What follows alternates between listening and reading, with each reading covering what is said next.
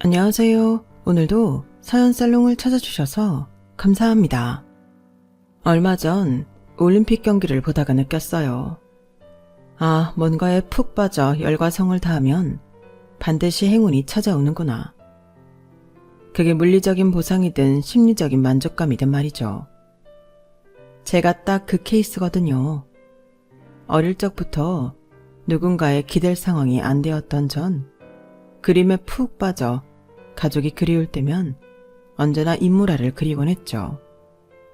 어느 순간부턴 단순히 취미생활을 넘어서 진짜 무아지경에 빠져 하루 종일 그림을 그릴 때도 있었던 것 같아요. 그렇게라도 해야 복잡하고 외로워 미칠 것 같은 제 마음이 정리되었거든요. 덕분에 현재 금메달 100개 딴 것보다 더 큰 행운을 얻게 되었어요. 그저 하늘에 감사할 따름이죠. 가족과 일찍 연이 끊기고 혼자 가난하고 어렵게 살아온 제가 그림 따위나 그린다며 비난하던 남친 엄마는 지금 인생의 바닥에서 기고 있어요. 자기 집 100채 있단 소리만 몇 번 하며 그렇게 자랑하더니 지금은 자기 집이 아닌 깜빵에서 살고 있죠. 남의 눈에 피눈물 나게 한 업보인 것 같아요. 돈은 있다가도 없고 없다가도 있는 건데 돈 갖고 사람 개무시했으니 이제 깜빵에서 수감자로서 개무시 한번 당해봐야 그 심정을 알겠죠. 남친 엄마가 깜빵에 갔는데 왜 쌤통이라 생각하냐고요. 제가 그 여자한테 하도 당한 게 많아서 그래요. 자기 아들하고 만나는 게 그리도 싫었으면 그냥 말 한마디만 하면 알아서 헤어져 줬을 텐데 왜 그렇게 욕지거리를 하며 깽판을 부렸는지, 남의 맘을 왜 그리도 모질게 후벼 팠는지 정말 악독한 여자였죠. 이쯤 되니 아직 젊은 제가 얼마나 힘들게 살아왔는지 궁금하시죠? 제 삶을 서연살롱 여러분께 쫙 펼쳐 보일게요. 기나긴 고난 끝에 얻은 커다란 행운의 기운을 서연살롱 구독자분들께서도 좀 받아가셨으면 좋겠어요. 물론 거기까지 가기 위해 전 엄청나게 힘든 눈물의 세월을 보냈지만요. 지금부터 이야기를 시작해볼게요. 왜 예전엔 불우이웃이라는 단어를 참 많이 썼잖아요. 그 불우하다는 이웃이 바로 저희 가정을 일컫는 말 같아요. 전 망나니 아빠 때문에 가족끼리 따뜻한 밥상을 함께한 기억이 단 한 번도 없었죠. 그놈의 술이 뭔지, 지금도 술골 애들 보면 왜 자기 명을 스스로 단축하지 못해서 안달인지 이해할 수 없어요. 한 치 앞을 못 보는 사람들인 것 같아요. 우리 아빠가 딱 그 케이스였어요. 알코올 중독자였던 아빠는 술을 마시면 엄청나게 폭력적으로 변했어요. 1년 365일 중 한 360일 정도는 술을 먹고 깽판을 부렸던 것 같아요. 차라리 밖에서 깽판을 부렸다면 경찰이 잡아가기라도 할 텐데 꼭 집에 와서 엄마를 때리고 욕하고 집안 집기 다 부수며 술주정을 부렸죠. 다만 딸인 저에게는 그래도 행패를 부리진 않았던 것 같아요. 술에서 깨면 외동딸인 제게 잘해주기도 했고요. 어쨌든 아빠는 제 기억 속에 진짜 못난 사람으로 각인돼 있었죠. 전 그때 기억 때문에 여전히 맥주 한 잔도 입에 안 댄답니다. 아주 술이라면 어렸을 때부터 이 골이 났거든요. 엄마와 제가 112 경찰에 신고를 해봐도 그때 당시에는 부부싸움 정도로 치부하고 그냥 가더군요. 아빠한테 아재요, 술 좀 그만 자셔요 하고 충고 정도 하고 돌아설 뿐이었죠. 주위 사람 모두 아무런 도움이 되지 않았어요. 늘 얼굴이며 몸에 멍자국이 가시지 않았던 엄마는 더 이상 못 참겠는지 야반도주하듯 집을 뛰쳐나고 말았어요. 전 아직 초등학교 취학 전이었는데 잠기가 밝았기에 엄마가 사부작사부작 짐을 싸는 걸 알아챘던 것 같아요. 엄마, 어디가? 방울아, 우리 딸 정말 미안해. 지금은 엄마가 돈도 없고 가진 게 없어서 못 데려가지만 빠른 시일 내에 돈 모아서 우리 딸 데려갈게. 조금만 기다려줘. 네 아빠가 그래도 너한테만큼은 잘해주는 편이니 아빠랑 조금만 살고 있어. 엄마가 꼭 찾으러 올게. 미안해. 사랑해 우리 딸. 비몽사몽간이었고 너무 어렸던 저는 그게 무슨 말인지도 모르고 그냥 다시 잠들었어요. 꿈의 한 장면쯤으로 생각했던 것 같아요. 하지만 엄마가 떠난 건 뼈아픈 현실이었죠. 그 다음 날부터 술독에 빠져 살았던 아빠와 저 둘만이 생활해야 했으니까요. 요리와 청소, 빨래 등을 해주며 날 안아주던 따뜻했던 엄마는 하루아침에 사라지고 말았어요. 아무리 울고불고 해봤자 엄마는 돌아오지 않았죠. 나중에 다 커서 엄마가 이해되긴 했어요. 엄마도 어린 나이였는데 무책임하고 폭력적이었던 남편이 얼마나 무섭고 싫었을까. 제가 그 나이가 되니 다 이해되고 오히려 엄마가 안쓰럽더군요. 아빠는 엄마가 떠나간 후 엄마를 그리워하기도 하고 또 원망도 해가면서 더더욱 인생의 나락으로 빠지고 말았어요. 그 모습을 옆에서 지켜보는 저도 불안하더군요. 급기야 제가 학교 갈 나이가 되자 큰 결심을 한 듯 절 붙잡고 울며 말씀하셨어요. 방울아, 아빠가 면목이 없다. 이제 술 끊고 열심히 살아보려고 해. 자격증 따서 원양어선 타면 돈도 많이 번다고 하니 그때까지 몇 년간만 저곳에서 친구들하고 지낼 수 있겠니? 아빠가 가르친 곳은 바로 동네에 있던 고아원이었어요. 그땐 고아원이 뭔지도 잘 몰랐고 내 나이 또래 친구들과 재밌게 지낼 수 있다는 사실에 마냥 기뻐했죠. 네, 알겠어요, 아빠. 몇 년 뒤에 나 찾으러 오는 거죠? 그동안 학교 잘 다니고 친구들하고 재밌게 놀고 있을게요. 야호! 아빠가 그놈의 지긋지긋한 술을 끊고 열심히 산다고 하니 어린 맘에도 참 좋더라고요. 몇 년 후 아빠를 만나서 정상적으로 행복하게 살 꿈을 꾸며 전 고아원에서 잘 생활하고 있었어요. 하지만 끔찍한 비보가 그리 멀지 않은 시기에 들리더군요. 고아원 원장님께서 절 부르셨죠. 방울아, 너무 놀라지 말고 들어. 너희 아빠가 타신 배가 뒤집혀서 거기 있는 선원들이 많이 죽는 사고가 일어나고 말았어. 너희 아빠도 그중 한 분이야. 구조했을 당시 이미 돌아가셨다는구나. 방울아, 너무 슬퍼하지 말고 여기서 원장님이랑 친구들이랑 열심히 생활하자꾸나. 너도 크면 알겠지만 살다 보면 별일이 다 있는 거야. 세상은 한치 앞을 모르는 거거든. 초등학교 저학년이었던 저는 아빠가 돌아가셨다는 말에 큰 충격을 받고는 한 달 정도는 말도 안 하고 방 안에만 우두커니 혼자 앉아 있었던 것 같아요. 그때 다시 힘을 얻을 수 있었던 건 바로 제가 보물처럼 간직하고 있던 엄마의 사진이었죠. 아빠가 돌아가셨다는데 엄마가 그리도 보고 싶더군요. 원래부터 아빠에 대한 정이 그리 많지 않아서였는지도 모르겠어요. 엄마가 한 번만 날 꽉 껴안아주면 내 마음이 다 치유될 것만 같았어요. 하지만 엄마는 연락이 닿지 않았으니 제 공허한 마음은 채워지지 않았죠.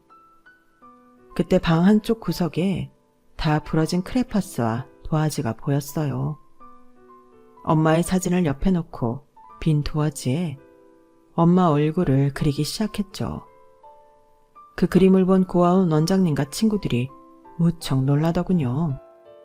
방울아, 너 그림 진짜 잘 그리는구나. 아니, 9살짜리가 이렇게 잘 그릴 수 있는 건가? 이거 고아원 벽에 전시해놔야겠다. 마침 비넥자도 있으니 말이야.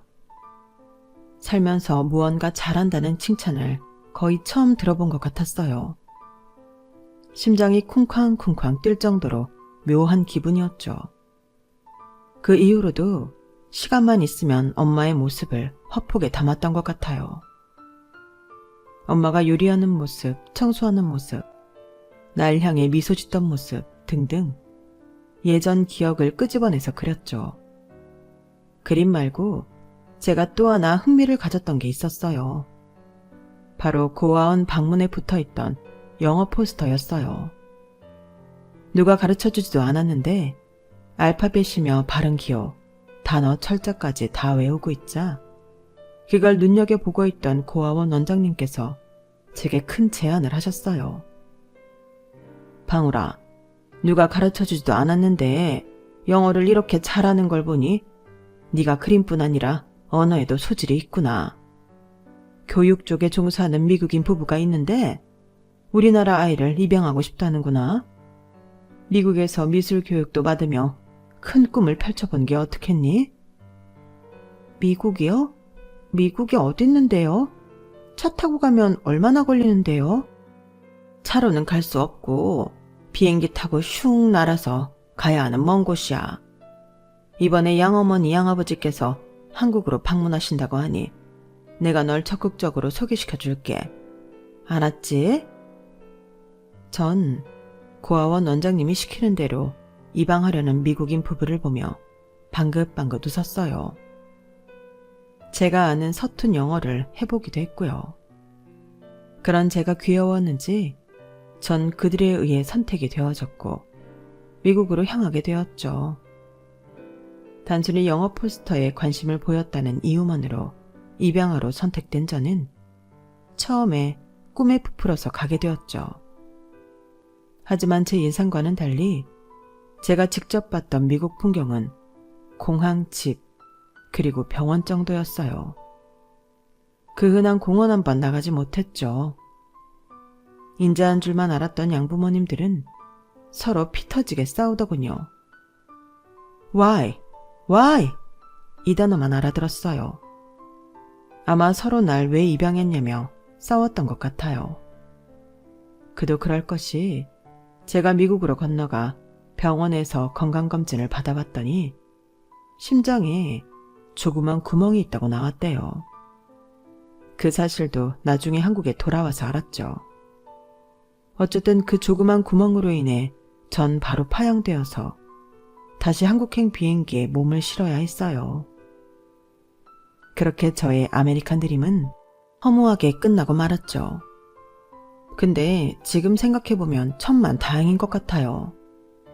미국에서 계속 눌러 앉았다면 한국에서의 모든 인연이 끊어져 버렸을 테니까요. 그렇게 머쓱하게 다시 한국으로 돌아와 일상생활을 시작했죠. 다시금 평온해진 것 같아서 오히려 좋더군요. 하지만 그 평온은 그리 오래가지 않았어요. 고아원에서 밤중에 자고 있는데 갑자기 도깨비 불처럼 번쩍하더니 순식간에 고아원 건물이 타오르기 시작했어요. 원장님의 다급한 목소리가 들렸죠. 얼른 나와라 얘들아. 얼른 마당으로 나가도록 해. 아직 자는 애들 있으면 다 깨워서 뛰쳐나가라. 저도 얼떨결에 마당으로 나가려다 다시 제 짐이 있는 사물함으로 갔어요. 방울아, 지금 뭐 하는 거야? 얼른 나오지 않고 거길 왜 다시 기어들어가? 원장님, 저 엄마 사진을 놓고 왔어요. 지금 안 갖고 나오면 불타버리잖아요. 안 돼요, 그건. 저도 다급하게 소리치며 다시금 불타는 방에 들어가 엄마 사진을 갖고 뛰쳐나왔어요. 나오다가 발을 헛디뎌 넘어지고 말았고 엄마 사진의 3분의 1이 불타고 제 팔에도 화상을 크게 입는 사고가 나고 말았죠. 다행히 다시금 뛰쳐나와 목숨은 건졌지만 원장님과 소방관 아저씨들로부터 크게 혼나고 말았죠. 하지만 엄마 사진을 지켰다는 사실이 제겐 더 중요했어요. 세상에 어딘가 존재하고 있을 우리 엄마와의 끈을 절대 놓치고 싶지 않았거든요. 그렇게 우리가 살던 터전인 고아원이 다 불타버리고 원장님의 주도하에 우리들은 다른 지역의 고아원으로 뿔뿔이 흩어지고 말았어요. 마치 가족들과 헤어지는 것 같아서 우리 원생들은 다 목 놓아 울었죠. 전 서울의 한 고아원으로 옮겨지게 되었어요. 새로운 시설이 낯설어 멀뚱멀뚱거리고 있는데 저보다 좀 커 보이는 남자아이가 제게 말을 걸더군요. 너 아직 초등학생이니? 난 중학생이니까 나한테 오빠라고 해. 내 이름은 이현준이야. 근데 네 이름은 김방울이라고? 와, 나 태어나서 너처럼 눈 큰 아이 처음 봐. 눈이 왕방울만 해서 이름도 방울인 거구나. 정말 예쁘다 너. 저보다 2살 많던 현준 오빠는 제게 호감을 보이며 첫날부터 참 잘해줬어요. 진짜 오누이처럼 서로 챙겨주며 잘 적응할 수 있었죠. 몇 년이 흐르고 현준 오빠가 독립해서 나가야 할 시점이 다가왔어요. 오빠는 다행히 고등학교를 졸업하기도 전에 대기업 생산직에 취직이 되었고 고졸치고는 꽤 높은 연봉을 받는다더군요. 오빠, 취직한 거 진짜 축하해. 우리 고아원 역사상 이렇게 취업 잘한 건 오빠가 처음이라던데? 역시 대단해. 고마워. 그래봤자 생산직인데 뭐. 그래도 몸으로 열심히 일해야지. 방울아, 너 화가가 되고 싶다고 했지? 오빠가 돈 많이 모아서 네가 꼭 화가의 꿈 이룰 수 있게 도와줄 테니 열심히 실력 닦고 있어. 기다릴게. 뭘 기다린다는 거야? 그리고 오빠가 왜 날 위해서 돈을 모아? 오빠 몸도 약한데 3교대로 생산직 일하려면 얼마나 힘들겠어. 오빠를 위해서 돈 써. 먹는 것도 잘 챙겨 먹고 말이야. 너 성인 될 때까지 기다린다고 바보야. 난 방울이 너의 보호자가 되고 싶어. 오빠가 지켜줄 테니 넌 열심히 그림이라 그리란 말이야. 이 맹추야. 현준 오빠의 멘트에 심쿵하더군요. 누군가가 나의 보호자가 되어 날 지켜주고 싶다고 하니 심장이 쿵쾅쿵쾅 뛸 정도로 좋으면서도 안도감이 들었어요. 그렇게 저도 상고를 졸업하고 고졸의 학력으로 그림을 계속 그릴 수 있는 일자리를 찾았어요. 처음엔 안정적으로 돈 벌 수 있는 격리직이나 비서직에 지원하려 했지만 현준 오빠가 제가 좋아하는 그림 그리는 일을 찾아보라며 만류했죠. 전 큰 놀이동산에서 캐리커처나 정식 인물화를 그려주는 일자리가 있다기에 지원해 보았어요. 지금껏 제가 그려온 우리 엄마의 다채로운 그림들을 포트폴리오로 제출했어요. 단박에 채용되었죠. 20살이 되어 현준 오빠와 정식으로 사귀게 되었고 우린 이미 가족 같은 사이이기에 나중에 결혼해서 가정을 꾸릴 계획까지 자연스레 세웠어요. 그런데 청천벽력 같은 소식이 들려왔어요. 오빠가 일을 하며 너무 자주 코피를 쏟고 화장실에서도 피를 본다고 하더군요. 다이어트를 하지도 않았는데 몸무게가 급속도로 빠져 병원에 가서 종합검진을 받아보니 직장암 4기였던 거죠. 뭐? 직장암이 대체 어디에 생기는 병이야? 아직 20대 초반인 오빠가 왜 직장암 4기야? 앞으로 오빠 어떻게 되는 거야? 너무 무서워. 제가 오열하며 겁먹으니 오빠는 주치의에게 데려가 함께 설명을 듣게 했어요. 의사 선생님이 자세히 설명해 주시더군요. 하지만 4기여서 예후가 마냥 좋을 수만은 없다고 했어요. 오빠도 본인 걱정보다 절 안심시키기 바빴죠. 괜찮아 방울아. 난 젊고 그동안 운동도 꾸준히 해왔으니 이까지 남 이겨낼 거야. 이제 그만 걱정하고 그만 울어. 이러다 네가 나보다 더 먼저 쓰러지겠어. 하지만 걱정이 되는 건 어쩔 수 없었어요. 오빠가 고아원에 오게 된 건 오빠의 부모님이 두 분 다 암으로 돌아가셨기 때문이란 걸 알고 있었거든요. 가족력이 있는 게 분명했죠. 제가 현준 오빠를 위해 할 수 있는 게 뭔가 고민했어요. 그러다 충동적으로 얘기했어요. 오빠, 나 오빠랑 혼인신고할 거야. 오빠가 내 보호자가 돼주고 싶다고 했잖아. 이젠 내가 오빠의 보호자가 되어줄게. 당장 혼인신고 하러 가자. 무슨 말도 안 되는 소리야. 난 지금 살 확률보다 죽을 확률이 더 높은 사람이야. 왜 나 같은 남자랑 혼인신고를 하려 해? 네 앞길 망치고 싶지 않아. 적지만 지금까지 벌어놓은 돈으로 간병이 있어서 입원도 하고 치료도 할 테니 넌 앞으로 네 앞길 가. 우리 헤어지자. 앞으로 나 신경 쓰지 말고 일이나 열심히 해, 바보야. 알았지? 항상 현명했던 현준 오빠의 말을 지금껏 내 부모 말처럼 따르고 살았는데 이번엔 그럴 수 없었어요. 바짓가랑이를 붙잡고 말했죠. 아픈 오빠를 두고 나 혼자 잘 먹고 잘 살라고? 절대 그럴 수 없어. 끝까지 오빠 곁을 지킬 거야. 내가 오빠의 보호자가 되어줄 거라고. 젊은 사람이기에 더 빨리 암에서 이겨낼 거라던 오빠의 말이 무색하게 젊기 때문에 암세포의 진행이 더 빠르다더군요. 타다만 나뭇가지 마냥 까맣게 변해버린 현준 오빠의 얼굴이 지금도 기억에 생생하네요. 저의 헌신적인 간병에도 불구하고 오빠는 1년 만에 저 세상으로 떠나게 되었어요. 내 가족이 죽은 것 마냥 가슴이 미어지게 아팠어요. 우리 아빠가 돌아가셨다는 소식을 들었을 때보다 100배는 더 슬프고 힘들었죠. 그동안 일도 그만두고 모은 돈을 오빠 치료하는 데 쏟아부었기에 전 다시 무일푼이 되었어요. 하지만 뭐 언제는 내가 돈이 있었나 하는 심정으로 다시 처음부터 시작하기로 했죠. 일하던 곳에 사정을 말씀드렸더니 너무 감사하게도 다시 채용을 해주셨어요. 제가 손님들한테도 친근하게 잘하고 그림도 잘 그려서 인기가 좋았거든요.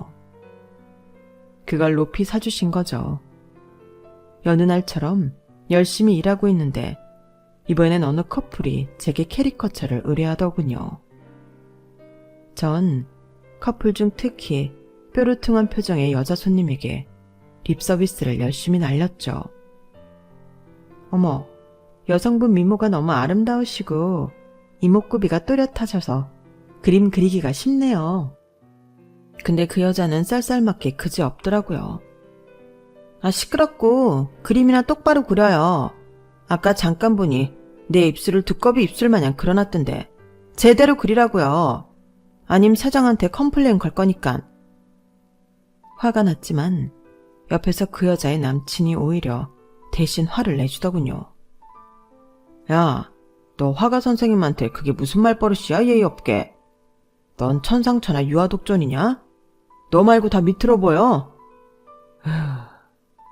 맨날 다른 사람들 하대나 하고 지겨워. 그림 그리는 절 앞에 두고 커플끼리 싸우는 꼴이라니. 제3자인 전 조용히 지켜볼 수밖에 없었죠. 급기야 여자는 화가 나서 나가버리더군요. 그 뒤통수에 대고 남자가 야, 오늘부로 너랑 끝이다. 네 지랄 맞은 성격 받아주는 것도 이제 끝이라고. 아우 시원해. 이러더군요. 제 눈앞에서 결발한 남자는 저를 화가 선생님이라고 칭하며 굽신거렸어요. 아유, 화가 선생님. 영업하시는데 난리쳐서 죄송합니다. 그림 가격은 다 지불할게요. 근데 정말 그림은 잘 그리시네요. 뒤에 기다리는 손님이 없으니 그럼 제 개인 초상화도 하나 그려주시겠어요?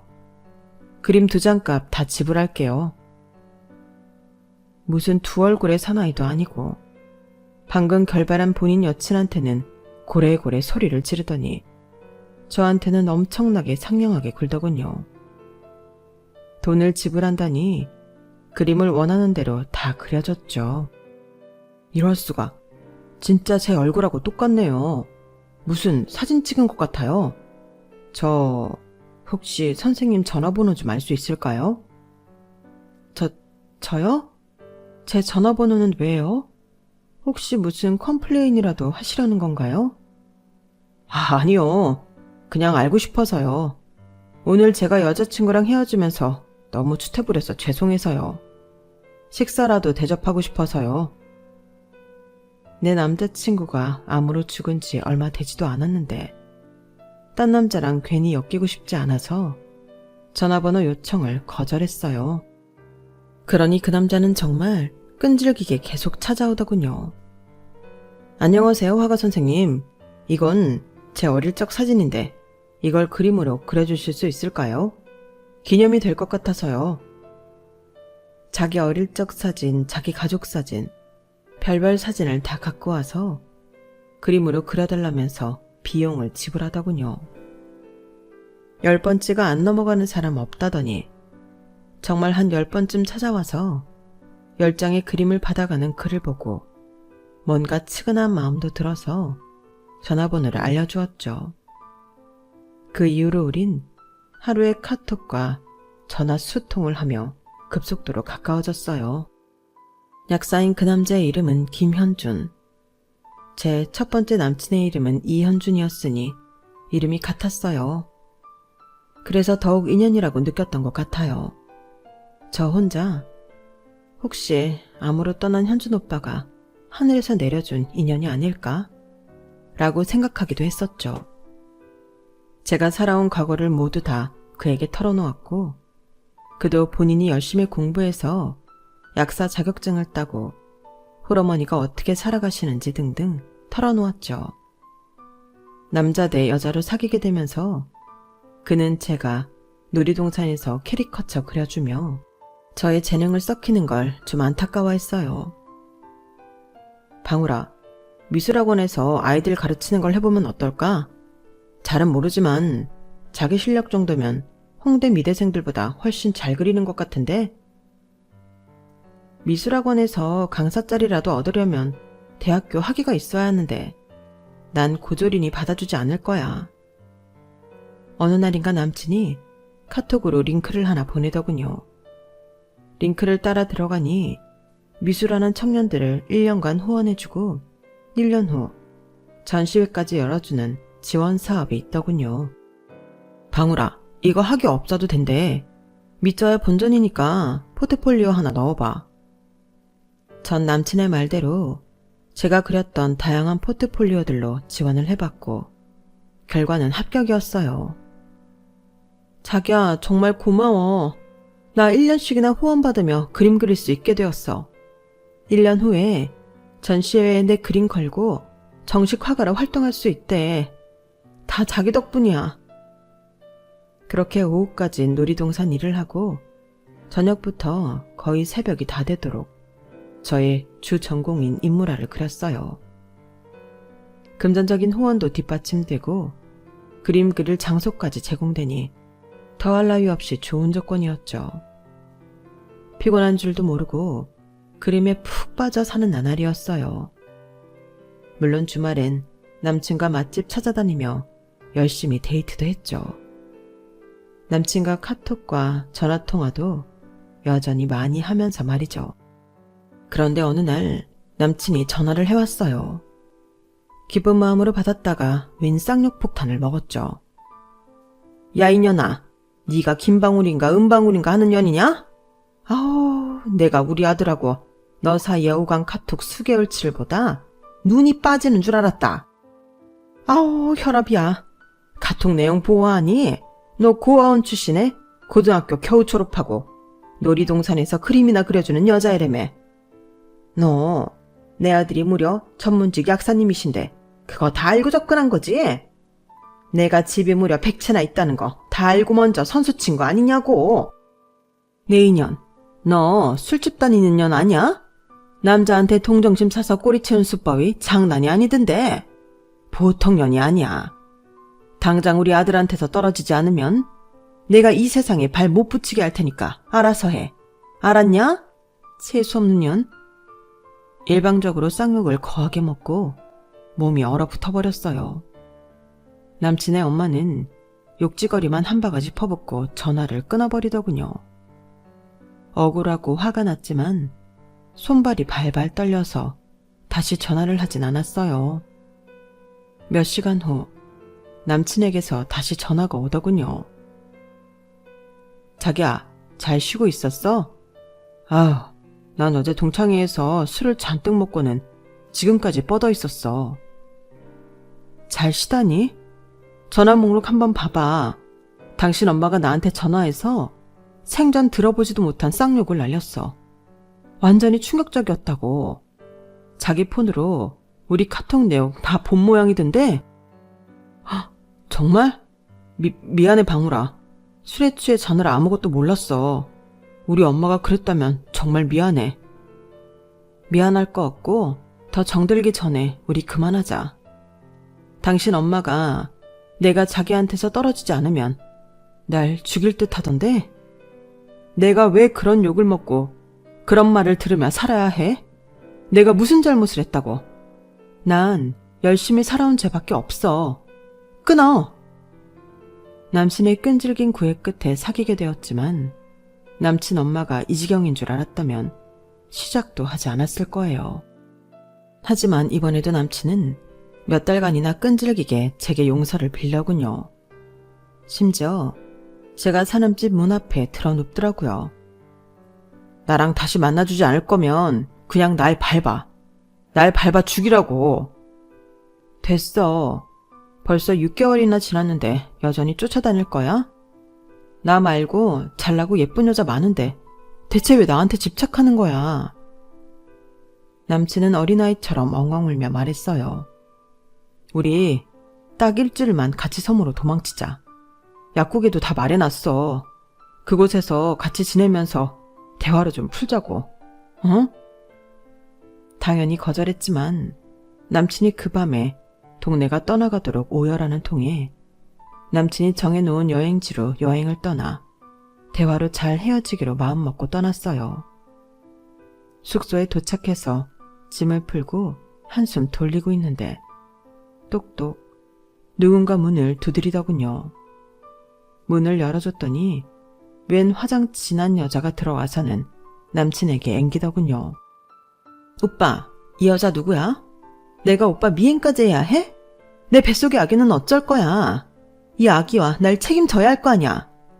여봐요, 나 현준 오빠랑 이미 결혼을 약속한 사이고 우리 둘 사이에 내도 있어요.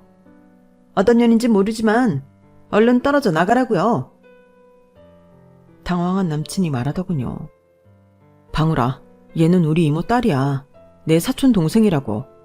너 우리 엄마가 시켰어? 왜 여기서 이런 연기를 하고 지랄이야? 얼른 나가지 못해?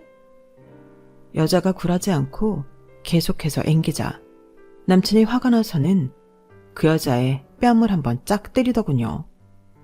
그러고 나서야 그 여자가 이실직고 했어요. 왜 때리기까지 해, 오빠? 이모가 나보고 오빠 미행해서 여자친구인 척 연기하면 하룻밤에 100만 원 준다고 했단 말이야. 우리 엄마한테 다 이를 거야. 남친의 말대로 그 여자는 사촌 여동생이었고 남친 엄마의 사주를 받고 와서 쇼한 거였어요. 황당했어요. 그 정도로 날 떼어내려 하는 남친 엄마나 연기하던 사촌 여동생이나 어이없기 마찬가지였어요.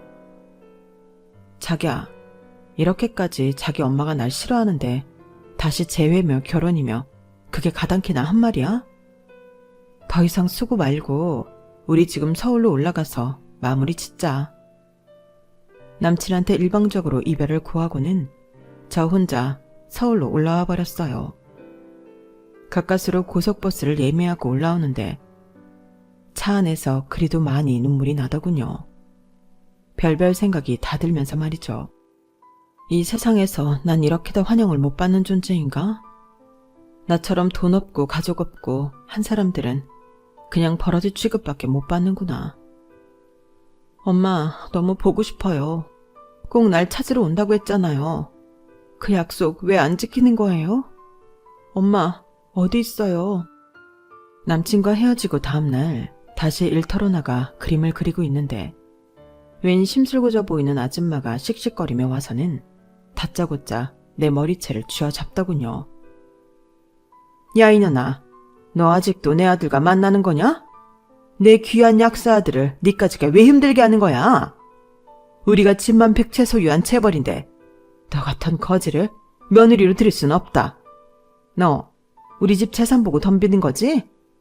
내 인연 잘 만났다. 오늘 한번 단판을 짓자. 저도 더 이상 참을 수 없었어요. 일터에서 잘릴 각오하고 덤벼들었죠. 뭐? 아줌마, 내가 헤어지자는데 당신 아들이 자꾸 쫓아오고 지랄하는 걸 나보고 어쩌란 거야. 당신 아들 단속이나 잘해. 당신네 집이 100채건 1000채건 무슨 상관이야. 돈이면 단줄 하나. 내가 당신처럼 돈에 환장한 사람으로 보여? 자꾸 욕하고 때리고 하면 내가 무너질 것 같아? 내가 나이는 어려도 산전수전 공준전까지 다 겪은 사람이야. 남의 일터에 와서 왜 지랄이야? 그렇게 육탄전을 벌였고 경찰이 와서야 잠잠해졌죠.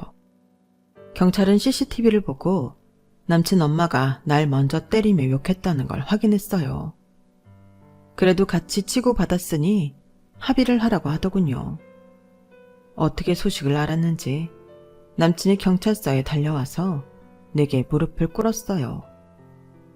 방울아, 정말 미안해. 널 붙잡은 건 다 내 잘못이야. 우리 엄마가 한 짓 다 용서해줘. 내가 뭐 잘못한 게 있다고 이런 취급을 받아야 해? 내가 당신한테 먼저 꼬리친 적 있어? 돈 없고 백 없으면 이런 취급 받아야 하는 거야? 다시는 나한테 연락하지 마. 그렇게 만인 앞에서 완전히 우리의 이별을 못 받고는 집으로 왔어요. 분을 삭히다 못해 몸살이 날 정도로 몇 날 며칠을 아파서 누워있었죠. 누워서 핸드폰으로 유튜브를 보는데 사건 사고 고발하는 채널에서 익숙한 쌍판태기가 보이더군요. 바로 남친 엄마와 남친이었어요. 빌라왕? 자금도 없는 사람들이 빌라 100채를 갭으로 사들여 보증금도 돌려주지 않은 채 세입자들에게 막대한 피해를 끼치고 있다는 내용이었어요. 그런 놈들이 한 명이 아니더군요. 공중파 TV 같으면 가해자 얼굴까지 노출되진 않았을 텐데 유튜브에서는 그들의 얼굴선은 나오더군요. 신상과 함께 말이죠. 그 엄마의 머리로 혼자 생각해낸 사기가 아니라 남친이 계획한 수작이었어요. 착하고 똑똑한 줄로만 알았던 남친이 순 사기꾼이었던 거죠. 집 100채 있다고 돈 자랑하며 나에게 모욕 줬던 남친 엄마는 순 깡통집 100채를 갖고 있던 거였어요.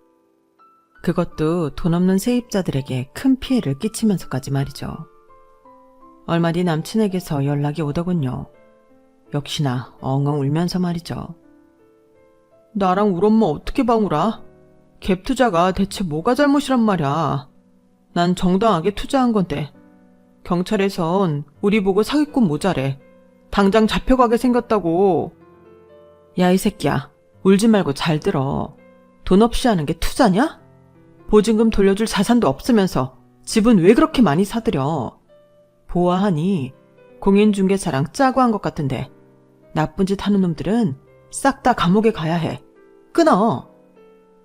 순 사기꾼이었던 남친한테 욕 한 바가지 해주고 끊어버리니 속이 다 시원하더군요.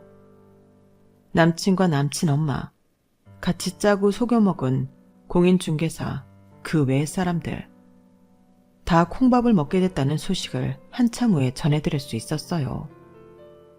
꽤나 충격적인 사건이었지만 권선징악, 사필기정이라고 생각했어요. 전 입에 풀칠하기 위하여 다 잊고 다시금 붓을 들어야 했죠. 청년 후원을 받은 지 어느새 1년이 지나고 약속한 기한이 되어 그동안 그렸던 작품들을 갖고 협회를 찾아갔어요. 저의 그림들은 주로 엄마 사진을 모티브로 한 인물화였어요. 어렸을 때부터 항상 그래왔듯이 엄마의 일상생활하는 모습들을 상상하며 표현한 작품들이었죠. 이젠 엄마의 얼굴을 안 본 지 너무 오래되었기에 사진 한 장만으로 그 움직임을 상상해서 그려야만 했어요. 한 장 한 장 그림을 완성할 때마다 엄마에 대한 그리움은 뭉게뭉게 더 커져만 갔죠. 그런데 제 그림을 보신 협회 관계자분께서 깜짝 놀라며 말씀하시더군요. 아니, 김방울 씨, 언제 후원자분 만난 적 있나요? 후원자분 얼굴을 어떻게 알고 이렇게 정성스레 표현했나요? 사업차 워낙 바쁘신 분이라 본인이 후원해 주시는 청년 화가분들하고 대면 한번 못 해봤다고 하시던데. 곧 오실 거니까 이따 한번 만나보시죠. 네? 후원자분이요? 아, 전 얼굴도 모르고 성함도 모르는 분인데 후원자분 얼굴하고 많이 닮았나요? 이 인물들은 다 저희 엄마 사진 보고 그린 거예요. 그때 저쪽에서 또각또각 구두소리를 내며 어떤 여성분이 이쪽으로 오셨어요. 황성춘 회장님, 저분이 1년간 청년들 후원해 주신 분이니까 가서 인사드려요. 협회 관계자분의 안내에 따라 날 지난 1년간 후원해 주셨다는 분께 인사드리러 갔는데 진짜 깜짝 놀라서 그 자리에 주저앉을 뻔했어요. 바로 사진 속 내 엄마와 똑같이 생기셨더군요. 저도 모르게 엄마 라는 말을 내뱉었죠. 엄마라는 말을 들은 그 여성분의 대답이 더 놀라웠어요. 너 방울이니? 우리 방울이 어릴 적 모습이랑 똑같이 생겼는데? 너 방울이 맞아? 내 딸 맞는 거야? 네, 엄마. 저 김방울 맞아요. 우리 엄마 맞는 거죠? 자, 엄마 사진 보세요. 내가 평생 품고 있던 거예요. 엄마. 전 엄마 사진을 꺼내 보여주었고 엄마는 날 꼭 껴안으며 펑펑 우셨어요. 우리 딸 어디에 있었니? 엄마가 너 고아원에 맡긴 것까진 알고 있었는데 그 후로 네가 미국으로 입양 갔고 심지어 고아원이 다 불타버려서 도저히 찾을 길이 없었지. 정말 미안해. 이 엄마가 죽을 죄를 졌다. 네가 이렇게 한국에 있는 줄 알았다면 무슨 수를 써서라도 널 찾았어야 했는데 지난 1년간 날 후원해준 사람이 내 엄마였을 줄은 꿈에도 몰랐죠. 그토록 애틋하게 그리워했던 엄마가 나와 멀지 않은 곳에 있었다는 게 너무 신기했어요. 그렇게 우리 모녀는 하늘이 맺어준 끈을 통해 다시금 상봉하게 됐고 그날 밤 엄마의 집에 가서 밤을 새며 그동안 살아온 이야기를 나누었어요. 엄마는 널 버리고 온 죄책감에 그 후로 재혼하지 않고 아이도 안 낳고 완전히 혼자 지내고 있었어. 엄마의 생활이 조금 안정된 후에 널 찾으려고 백방으로 노력했는데 도저히 찾을 방법이 없더구나. 돈을 좀 벌고 나서는 그 돈으로 사설 탐정도 써보고 광고도 내고 현수막도 걸고 별짓을 다 해봤지만 연락은 없었지. 반쯤 포기하고 있었는데 딱 널 만났구나. 세상에 이런 일이 있다니. 엄마는 다행히 성공한 사업가가 되어 있었어요. 너무 신기하게도 미술용품들을 제작하여 주로 외국에 수출하는 사업이라 하더군요. 제가 그림의 소질을 보였던 건 엄마의 피를 물려받은 게 확실했어요. 엄마가 어렸을 때 우리 방울이 얼굴도 그려주고 그랬던 거 기억 안 나지? 워낙 어려서 아마 기억 못할 거야. 술 취한 너희 아빠한테 구박당하고 서러울 때면 그림 그리는 걸 통해서 내 한을 좀 풀고 그랬던 것 같아. 네가 그림 그리기를 좋아하는 엄마를 꼭 닮았나 봐. 엄마는 이제 우리 방울이 뿐이야. 앞으로 더 열심히 살아야 할 원동력을 찾았어. 엄마가 최대한 밀어줄 테니 못했던 그림 공부도 하고 네가 원하는 거 다 해도 좋아. 이 세상은 넓으니 마음껏 날개 펼치고 살아. 능력 있는 엄마의 전폭적인 지원 덕분에 전 지금 프랑스 유학을 준비 중이에요.